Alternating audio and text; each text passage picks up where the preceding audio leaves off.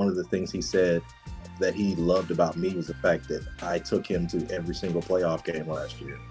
I didn't think it was a big deal. I like football, but that really struck a chord with him.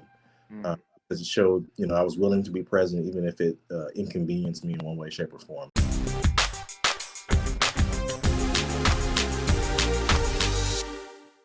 Hey, what's going on, guys? Welcome to another edition of Dads on Purpose, the podcast. I'm your host, Josh, as always. Man, I got my big homie, KB. How you doing, man?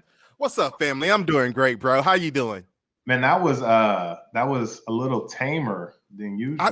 Because you be coming in like the Kool-Aid man. I know, but energy. Okay. You need some coffee? No, I'm ready. I just didn't want to go overboard. All right, man. We being rude. We got guests in the house. Yeah. Yo, we got my uncle, Mac 06, Mr. Black and Gold, Mr. First Family, Mr. Sergeant McGuire, Mr. Military Veteran. Malcolm, how you doing, man? I'm good, man. I'm good. I'm ready. You ready? Ready to get on. I love the Nip Hustle poster in the background. Oh yeah, bro, that's dope. I represent for the hometown. I'm actually surprised that you got on that TLC sweater. I thought you was gonna come through with the Crenshaw or something else, or don't you have the Nat Turner boy? Or no, you got Rosa Parks. I mean, I can go change. I've tried. No, you good.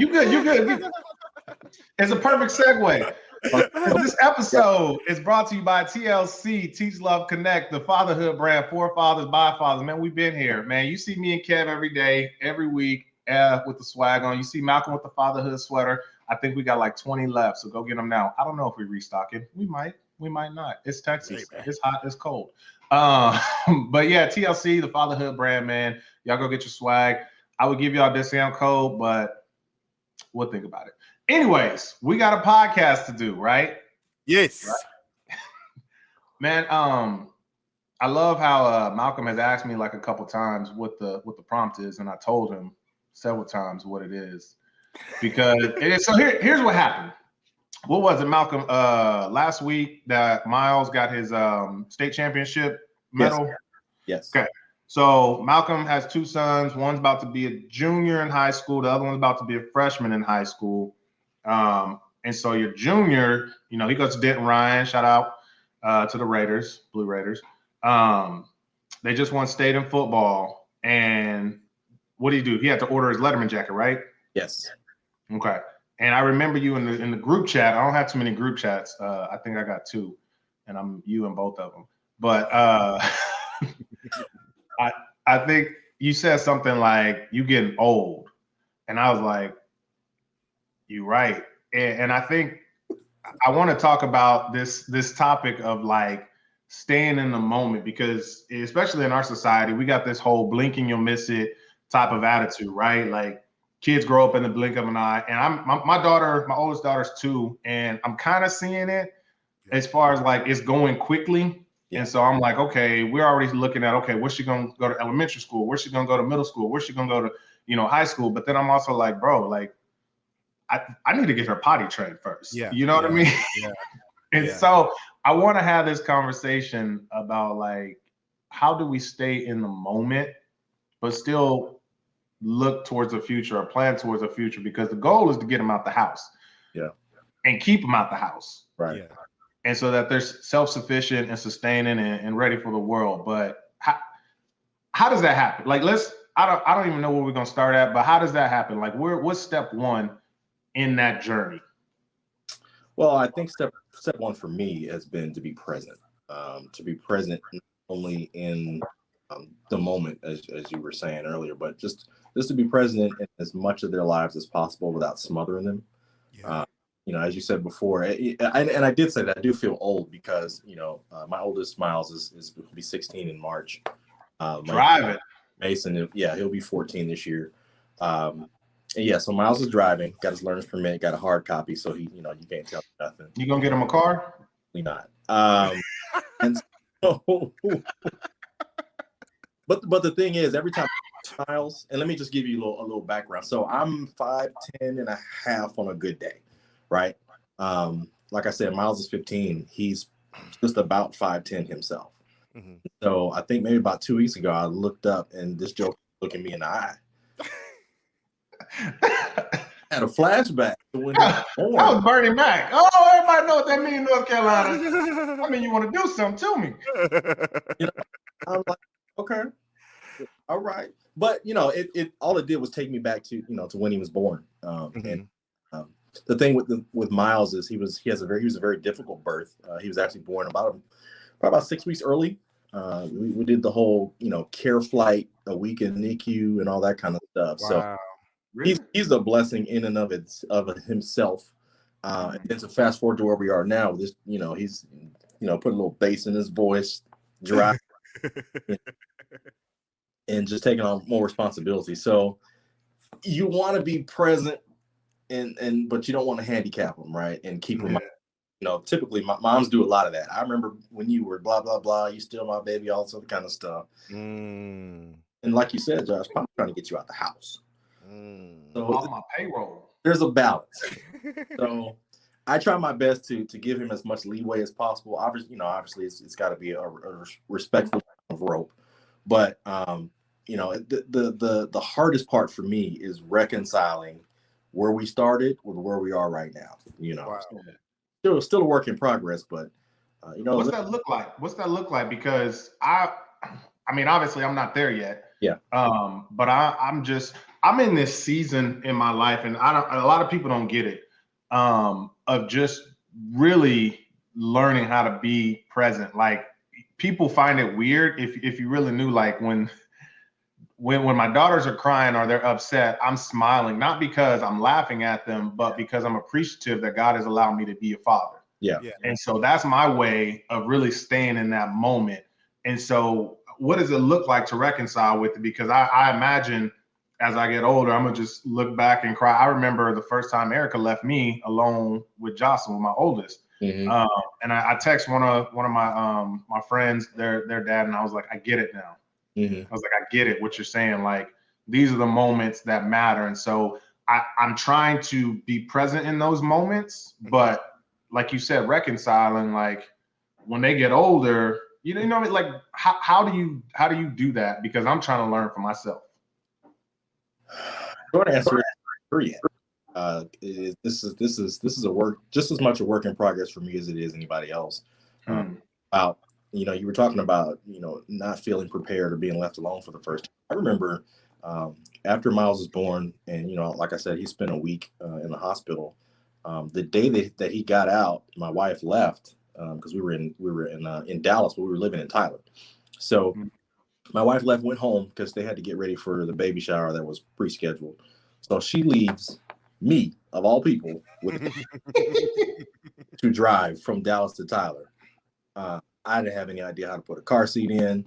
Yeah. I tell you, I drove maybe 20 miles under the speed limit the entire 2.5 hours, looking back the whole time, because he probably sleep. Like, why have I been entrusted with this anyway? But you know, and there's a whole story about me changing his coming home outfit because I ain't like it. But anyway, the point is, I felt wholly unprepared that day, and there are parts of me today that feel unprepared. Yeah, and you know, and Josh, you know, I come from a family of a large family, and my pops was, you know, he had 6 sons. I'm the youngest of the 6, and so I had a chance to watch the way he changed as a man in terms of how he raised me versus stories of how he raised my brothers. So to know as an adult that he was still learning even into his 50s and 60s. There's no way I'm going to have this figured out where I am right now. Same for you. Yeah. Kev, what about you, man? Because, you know, Malcolm's got boys. You have a daughter. You might have another one. I don't know. We not, you know. Hey, man. The Lord might bless y'all. Whenever the Lord bless us, bro, we ready. Are you? Yes, sir. That's a 12-year gap. Hey, you know what, bro? No, seriously, man. You know, when it came to us, bro, we felt that Kendall was a blessing, and we didn't plan on Kendall, so we just figured whenever he ready to bless us again, bro, just pray. Just pray. I ain't 50. How does that work with you, man? Is it any different with girls, like, at all, or is it the same thought process? I believe it's the same thought process because when we had a girl, when we had Kendall, to be honest with y'all, we were like, man, this is gonna be a boy. We gonna have a boy because we just want a boy. We gonna want a boy. So we didn't have the mindset already of like, hey, we're gonna raise a girl, and what does that look like? And not to say that we regret it or we didn't want to have a girl. We just, everybody has a desire of what they would like to have for their children or their first child. And what I realized, bro, she was just as rowdy, Oh yeah. just as as a young man. The only difference is to me is that we have to take that time to be present and understand who our kids are and live in that moment. Like you were saying, that was your first question, was how do I be present with having to plan all of this other stuff? Oftentimes what we've learned was we plan for Kendall together, but we parent and create those moments separately. Does it make sense? So us planning her future and what we hope that for her to do, that was like a planning session. Okay, what daycare is she going to go to? We visit 3 daycares. We was like, oh, we got this one. Okay, what school she's going to go to? That's a planning decision where we can work on so that when we're in the middle of the process, we're engaging and enjoying those moments and times. And I think for me, what I've learned is there are transitions, right? So from 0 to 1 or 2, man, I tell all my teen fathers because they like, man, I was like, bro, you got 2 years to get your life together. Like from 0 to 2, I just need you to be present. I need you to feed them. I need you to change diapers. I need you to make sure that they're comfortable and safe, and all that other stuff you don't have to worry about. It's when they start crawling, and I think those are the moments as fathers a lot of us miss because we are living in that societal role. Like we got to be the provider, and so we're spending 80 hours a week working. So we're missing the first time that they crawl. We're missing the first time that they speak. But for a lot of fathers, and so I think that's the one thing. It's like be present, but be present and also be present in transition. So you'll notice when your kid is ready for a new task or but you got to go with them, and I think for me, I've been rushing the process. Like I've been rushing the process because I have to remember, because I work with students and student development and growth.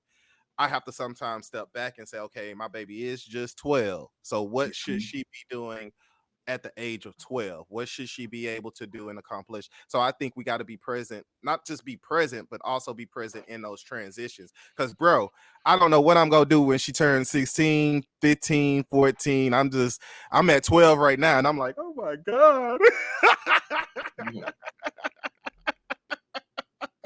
Look, Kev worried about her dating, and then Malcolm over there, he got, your wife worried about your son's dating because all these little... Oh, she is not having it. No, she is not having it. And talk to me about that part, because I don't know what I am about. Dating and kids and like that's I don't even know. I don't even know how to answer this question, because so I have, between me and my wife, we have 15 nieces. Shout out to my brother. But between her and I, we have 15 nieces. So I got 2 nieces that are freshmen in college. And then I have 2 that are freshmen in high school. And so the freshmen in high school, they just starting to date. Yeah. And so, they both live in the same city I live in. And so I'm like, this is my first time like seeing it, like right here. Yeah. And so I don't know what I don't know, and I'm not prepared. I met one of the boys. No, sorry, I didn't meet one of the boys. I've talked to one of the boys. We play Fortnite together. That's a whole different subject. But he's cool. He seems like a good, young man. But I also know when I was his age. Yep. Exactly. And so what does that look like? Because you wanna protect them, but at the same time, again, we're raising them to let them go, like. So for me, it's about modeling behavior. I'm on the complete opposite end of the spectrum. I have 2 boys, right? And they're already unfortunate enough to have pieces of my personality. So the difficult part is making sure they know what a gentleman looks like. It's the little stuff. My wife doesn't open doors in this house or anywhere where we're present, right? Car doors, any door she goes through. Those are just little things. And I can't expect them to go out in the world and behave a certain way if they have never seen it. And so they see it. So that includes, Lord have mercy, preparing them to date. Mm-hmm. And my wife is she's not with it right now, but it has at some point. No, she is not. Nah. But I mean, we're still in a situation where we can control it to a certain extent. Yeah. About my oldest starting to drive soon, so that's going to be a thing very, very soon. But to give a clean answer for that question, modeling behavior is all you can do. And someone who is for you guys who have girls, you want to make sure that they're surrounded by young men who are the kind of young men you want them around. Exactly.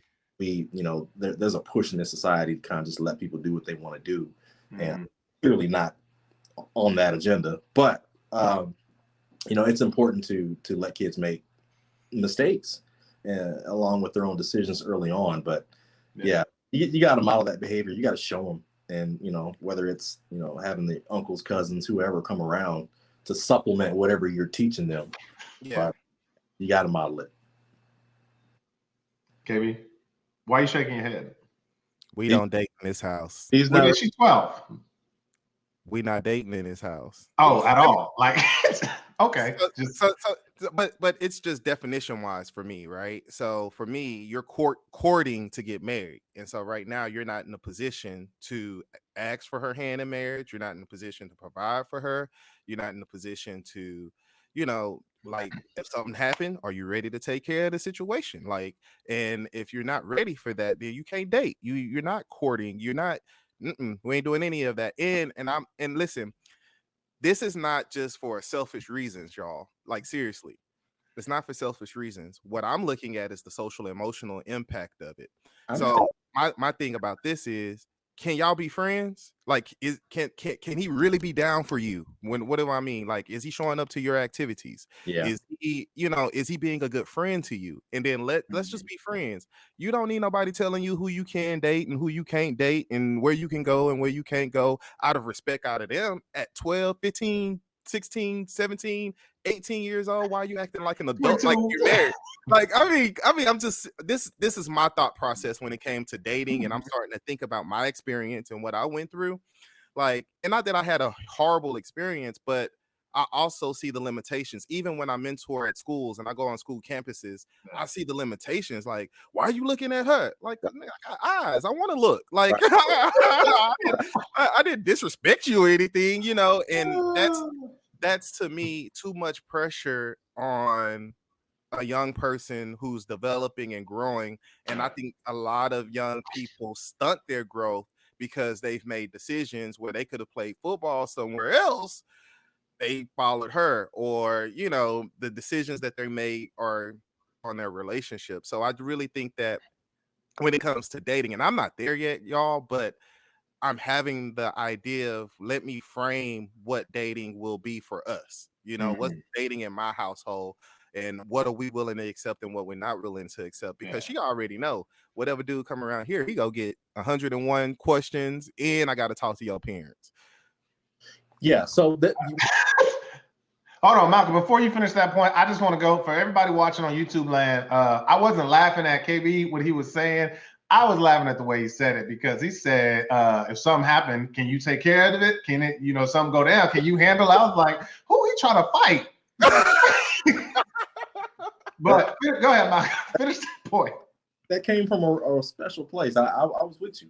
Yeah. No, I was going to say, I think as fathers, we have a responsibility, and it's difficult to look at things this way, but we have a responsibility to both kids, because you think about, for example, everybody loves to bring up the whole Bad Boys 2 scenario with Reggie and I'm going to pick up Megan. Or for those who have seen whatever Den of Thieves that deal with 50 Cent and all the people in the garage. Mm-mm. You need to check that out. Anyway, there's responsibility because that can be a very traumatic experience both for your child and for the other person. Yeah. One of the things my wife and I have talked about is, we want to make sure the boys are respectful and treat, the young lady as she should be treated. But we also expect them to be treated well by the other person's parent. Exactly. There's this stigma, stereotype, possibly joke of, parents who are, threatening young men and all that kind of stuff. And that's not going to go well with us. Nah. Yeah. As I would never treat, someone's young lady the same way. So we need to recognize that there's a responsibility to both sides, and that doesn't get talked about as often. I feel like that's a word. Like, yeah. Well, how does that conversation keep going and or get had? Because I never even thought about that. Mm-hmm. But that's also just me being me, and that's just the way I roll. It's like, again, going back thinking about my niece, and she's dating this young man, and so her parents are separated. And so her mom met the dude. Well, then when the dude was at the house, she FaceTimed her dad. Well, dad got on there, and the first thing he started talking about is sex and like just interrogating him. And just like her mom's like, whoa, whoa, whoa, whoa, whoa, whoa, whoa. You know what I mean? Because like you said, it doesn't get talked about a lot, just the way that we treat young men. How do we keep having that conversation? I think it starts with more communication between the parents. A lot of the times we get into these situations because you'll have a young man and a young lady who will become involved with each other in whatever form. Yeah. Parents aren't involved, My wife has a rule that, there's no quote unquote relationships unless, I know this young lady or her parents. And she, I interrogate people for a living, and she's better at it than me when it comes to finding out information about these young suitors. So it starts with communication between the parents in my book. I mean, that's a huge unknown, So you're inviting a whole nother spirit and a whole nother person into your household, and you need to know where that person comes from. Exactly. That's good. I think sometimes too it's hard for fathers because we know the dirt that we did. Like we know where we were doing. Like like seriously, I think that's a thing. Because like even me thinking about my kid, I'm just like, dude, nope. You get a car, nope. But sometimes that's just because of what we've been and what we've gone through. And I think also it's communication with the parents to have these type of conversations with their kids, like you were saying. But sex does go involved with the conversation, just because we understand y'all gonna be at the football game by y'all. Right. Come on, y'all. Like I was at the movies. Sure, you were at the movies. You know what I mean? Like I was at the movies. I've never been to a movie in my life. Not with COVID.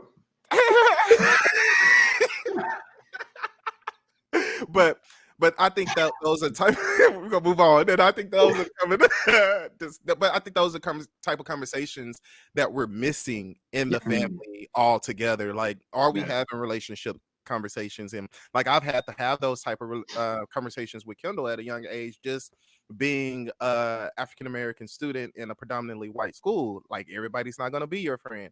Now I understand she's trying to have social relationships with people. How can I walk with her? So how do we grow even in those aspects? Because I understand Malcolm is not going to have any issues with his sons. Why? Because he's been showing this habit and teaching and talking to them all the way up to this point. Now I think that's when the conversation has to change, right, Malcolm? So it was like, all right, bro, yeah, cool. When you shoot your shot, this is how you shoot your shot. Right. Now it's like, all right, bro, you got a driver's license. You need to obtain to these rules and regulations with this chick with you. Like, right. Oh, she don't need to be sitting up under you. Her hand don't need to be on your lap. Like, right. Oh, Jesus. The conversation does change. It's already I'm a baby.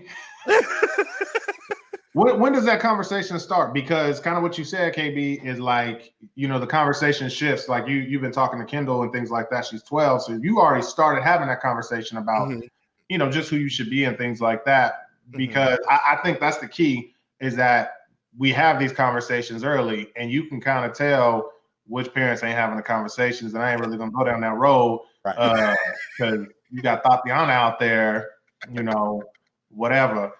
Anyways, but when do you start having these conversations, or is it just all a part of the the parenting process? Like from right now with my 2-year-old, like, you know what I mean? Like just treating her in a certain manner, showing her, hey, daddy is affectionate with mommy, and you know what I mean? Like, what is it? When?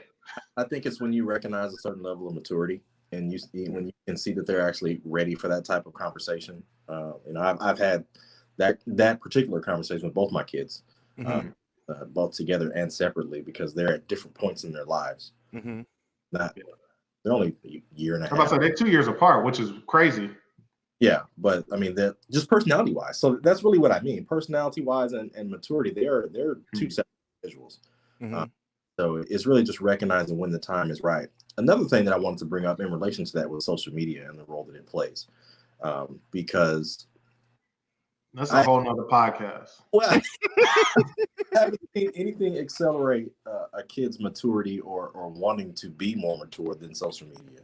And I see the kind of things that they're influenced by, and I have to back that up with reaffirming who we are, what we do, and what we don't do. But again, like Josh was saying, everybody's child doesn't do that.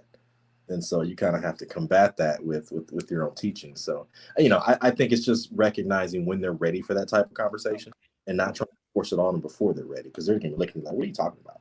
Yeah. Yo, so I know you on TikTok. Sorry, Kev, I'm not going to finish your thought. Go ahead. I knew you was about to say something, baby.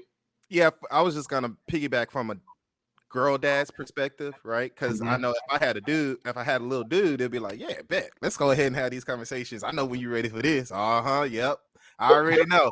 You closing the door. Okay, let's have that conversation. You know what I mean? Like I would know when to have those conversations. But me, and as open as I am, as a father, and we've tried, honestly, y'all, we've tried to make sex in our household common. We didn't try to be shame of who you are, cover yourself up. It's like, hey, when you out and about, you take care of yourself, and when you're here, you can be as comfortable as you need to be, as with our guidelines and our rules, right? And then for us, because she's a young lady and because I wanted to play a part in it, which I still didn't really play a big part in it, but what made it easier for me and my wife is we bought books, and they're like body books for girls, and that's what started us. So, and it started us young. As soon as she could start reading, we started introducing the body books, and it started teaching her about her body. And it has, I think it's 3 series, so it takes us from the first series, from just taking care of personal hygiene, to menstrual cycles and growth and what your body is going to go through, to hormones and all this other stuff. And the beautiful thing about that was my wife read those chapters with her. So whenever she had a question or something that they needed to talk further about, they would talk about those things. But the book was good for me because she was just bringing the information to me because I had the open relationship. She would just bring the book and be like, look, Dad, and this, and I'm like, oh, okay, that's what we go. Okay, yeah, bet. You know what I mean? But the growth books helped us to have that conversation that led into being able to have these even deeper conversations about sex and sexuality. Okay. I never even thought about that, and now I'm upset. I don't want no book. Hey, but you know what? We don't want a book, but it talks about stuff that we wouldn't even think about. You know what I mean? Don't think about it. No. I mean, like Jocelyn, she'll be in our closet going through my wife's stuff, and she'll be like, "Oh, is that Mama's bra?" And she'll like try to put it on, and I'm like, "Baby girl, Daddy's not ready. Like, Daddy, just." Anyway, yo, I wanted to jump back. Get off of these books. He's not ready. He's not ready. No, I'm not, and I'm okay with that. But Malcolm was talking about social media, and I know social media ain't going nowhere. Like it ain't going nowhere. It's only gonna get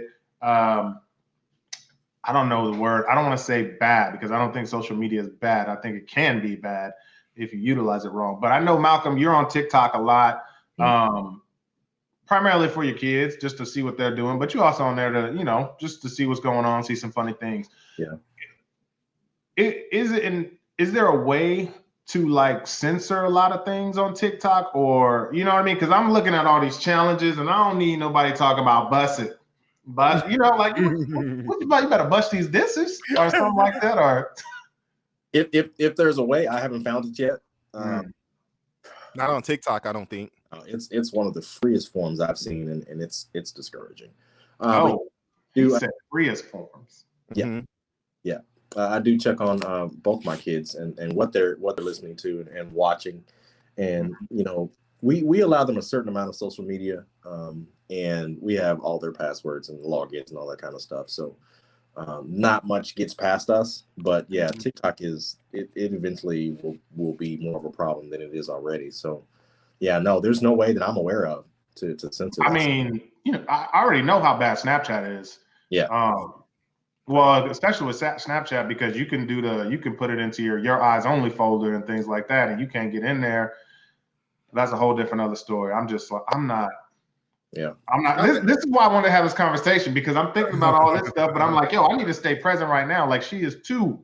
But like, I think that's the issue with parenting, right? We're so fearful of the things now and considering the things now that could happen in the future. By the time your babies get old, man, they gonna be hologramming. It's pull it on up. It ain't gonna be doing Instagram or text message. I just how we think. That's why we got to really, really focus on staying current in the moment, and then what can our kids handle? Like you said, Malcolm, is the maturity level, because even though I feel Kendall is mature, and I guess it also deals with how you raise your kid. Like Kendall ain't even running for Instagram. She's only trying to go to Instagram because her dance school is on Instagram. Dance friends was on, but I check her Instagram. She's not posting anything. She's not looking up anything. But I'm not gonna allow her to get a Facebook. I'm not gonna allow her to get these other things, because why? I need you to be focused on singing, dancing, acting. There's so much other things that you could be focused on. And so we talked earlier, and I was like, man, Kendall, right? She's had an issue with just, that's just like anybody. For her, it's YouTube. For us, it's Netflix and Hulu. Right. What did you say, Kev? He said, better not be no. He's like, what did he say? No, what's the exact word he said? Oh, let there be some F's on that report card. You know what I mean? I'm like, hey, man, let there be some F's on that report card. We're going to have some issues, right? So I have to be the proactive parent, and I have to get on my AT&T Wi-Fi and block the YouTube app, and say, hey, it's a privilege. I like the subtle plug for AT&T, though. Oh, my bad. But but I'm just saying, you gotta write us a check. Please do.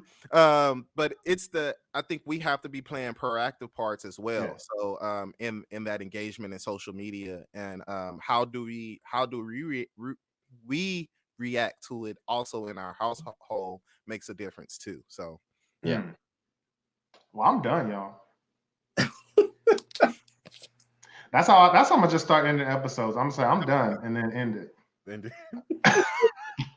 No, man, I appreciate this, because this is, like, not even hiding. Like, this is really a conversation I wanted to have just for myself, because it's something I've been thinking about, which I probably shouldn't be thinking about it, but I guess I'm just curious and just like how to stay grounded, or how do other people stay grounded, because as dads, we really don't have these conversations. Like, we're not talking about, hey, dog, you staying in the moment, right?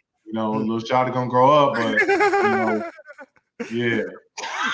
You present. Hey, let me ask you one more question, Malcolm. Yeah. When did you invite your boys into the planning process? Because I know, bro, you probably already. What school did you go to? What university you went to?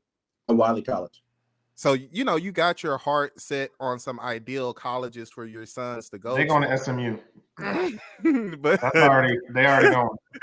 How do you invite them into those conversations for planning? Because I think what happens too in parenting is we have our dreams and goals for our kids, but we never say, hey, babe, what is it that you really want to do? Or, hey, son, where do you want to play ball at? Or where do you want to go? So when do you start inviting them into the conversation to help build their dream for them? So that part's actually is easy for me, because they are nothing like me in that regard. I didn't know what I wanted to do until I was doing it. Yeah. I was almost literally an adult when I went to college. So they have ideas of things they want to do and places they want to go. They're both heavily into sports. We'll see where that takes them.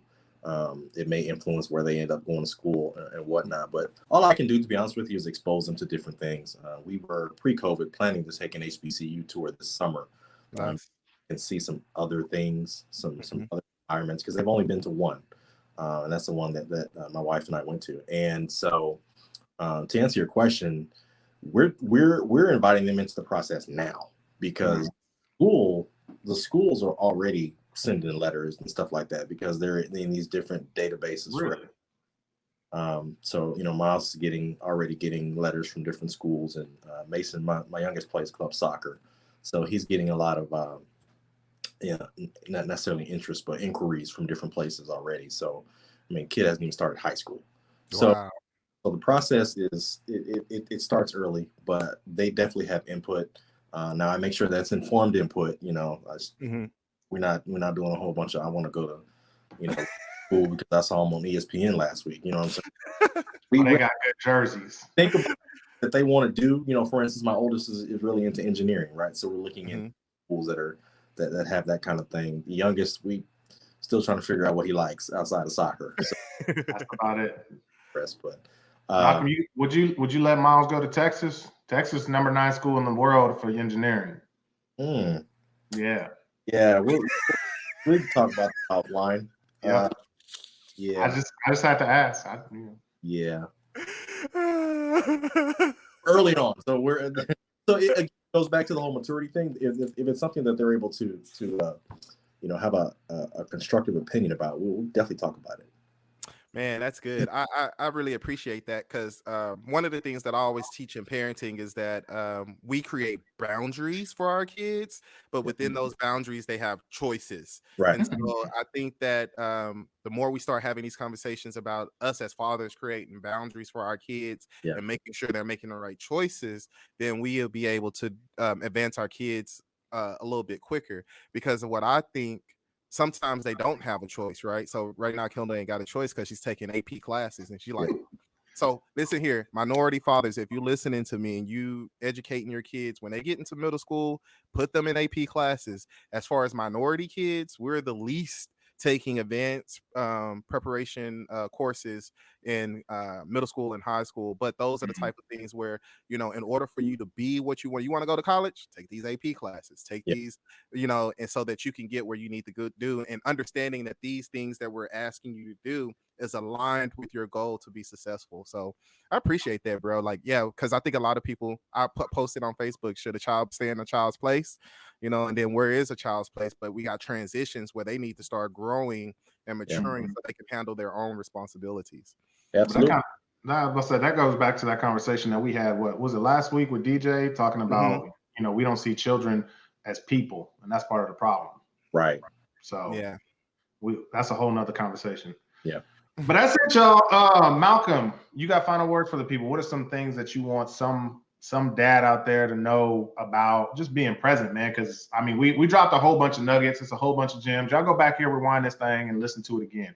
But if there was one thing that you would have said to Malcolm, little Malcolm back in 2005, before he had any kids, before I started off his wedding, because I was the first one down the aisle. Y'all see me about having kids. First it's not about me. That was 2004. Don't get yourself in trouble with my wife. I was there. That's all I'm saying. I would say it's important to remember that it's okay to not know everything, and let's stop being so afraid to be emotional with our kids, and be around, not just when it's time to do daddy duties, when it's time to take somebody somewhere. Just go sit down and have a conversation with your kids. Do something that they like to do. I couldn't care less about video games, but my kids love it, so I sit and watch them play and listen to them. That kind of stuff, you never know what kind of effect it has on them. Just being present. Miles, my oldest, did a report at school the end of last year. One of the things he said that he loved about me was the fact that I took him to every single playoff game last year. I didn't think it was a big deal. I like football, but that really struck a chord with him. because it showed, I was willing to be present, even if it inconvenienced me in one way, shape, or form. So presence is the key word. Be present, but be your entire self while you're present. Yeah, I like that. That's real good. Especially, especially with the playoff games too, because they wasn't all local. Nope. They weren't all local. Or not. KB, what you got, man?